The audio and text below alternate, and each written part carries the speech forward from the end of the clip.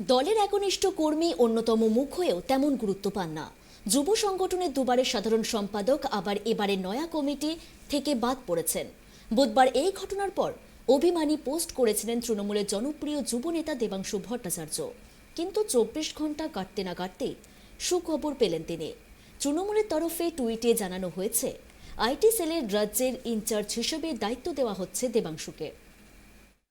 বুধবার যুব তৃণমূলের রাজ্য কমিটির নাম ঘোষণা হতেই রাজ্য রাজনীতিতে শোরগোল পড়ে গিয়েছিল।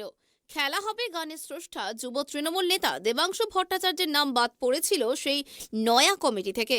2 বছর ধরে যুব সাধারণ সম্পাদকের নামই বাদ নয়া কমিটি থেকে, যার পর ব্যাপক শোরগোল পড়ে যায় দেবাংশুর একটি ফেসবুক পোস্ট ঘিরে।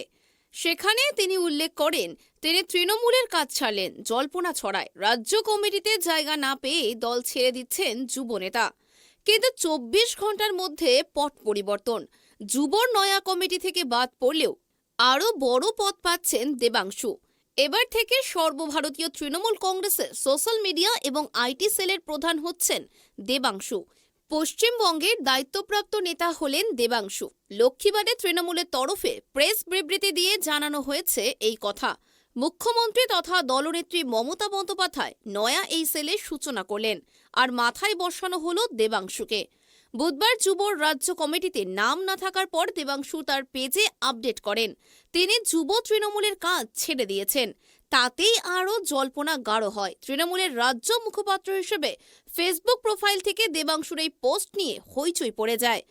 বিরোধী দল বিজেপি, সিপিএম, কংগ্রেসের তরফে কটাক্ষ করা হয় দেবাংশুকে, কিন্তু শাসক দলের পক্ষে সোশ্যাল মিডিয়ায় সবথেকে বেশি সরব নেতাকে এবার দলের আইটি সেলের প্রধান করা হলো।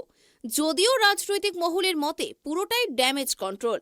যুবর কমিটিতে জায়গা না পেয়ে যাতে তৃণমূল ছেড়ে না দেন, তাই তড়িঘড়ি ড্যামেজ কন্ট্রোল করতে দেবাংশুকে আইটি সেলের প্রধান করা হয়েছে। অনেকের মতে এই পদ গুরুত্বহীন, বরং দলের সর্বভারতীয় সাধারণ সম্পাদক অভিষেক বন্দ্যোপাধ্যায়ের নেক নজরে না থাকার দরুন যুবর নয়া কমিটি থেকে বাদ পড়েছেন Debangshu. Bureau report, Tribe TV.